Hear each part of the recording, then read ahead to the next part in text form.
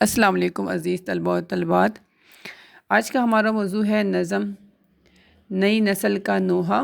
شاعر ہے امجد اسلام امجد، جماعت 12ویں کے نصاب سے۔ پہلے بند میں شاعر کہتے ہیں، میں سوچتا ہوں لکھا ہے جو کچھ، پڑھا ہے جو کچھ، وہ کس لیے تھا، کہاں سے پوچھوں وہ کس لیے ہے، کسے بتاؤں۔ مجھے عقیدوں کے خواب دے کر کہا گیا ان میں روشنی ہے، چمکتی قدروں کی چھب دکھا کر مجھے بتایا یہ زندگی ہے۔ اب اس بند میں اس اشعار میں شاعر کیا کہنا چاہ رہے ہیں؟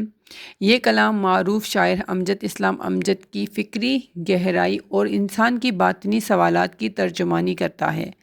شاعر اپنے عہد کے انسانوں کی نمائندگی کرتے ہوئے زندگی، علم، عقیدوں اور اقدار پر سوال اٹھاتا ہے۔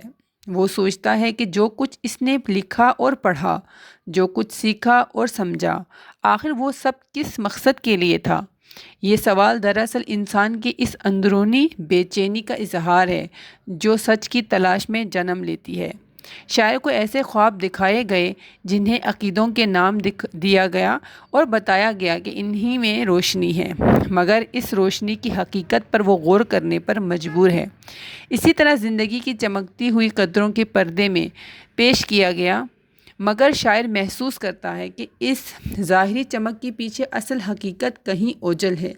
اسے کامیابی اور کمال کے گر تو سکھائے گئے، مگر وہ اس سوال کے ساتھ کھڑا ہے کہ کیا اسے انسان بننے، سچ کو پہچاننے اور اپنے وجود کے مقصد کو سمجھنے کا ہنر بھی سکھایا گیا ہے؟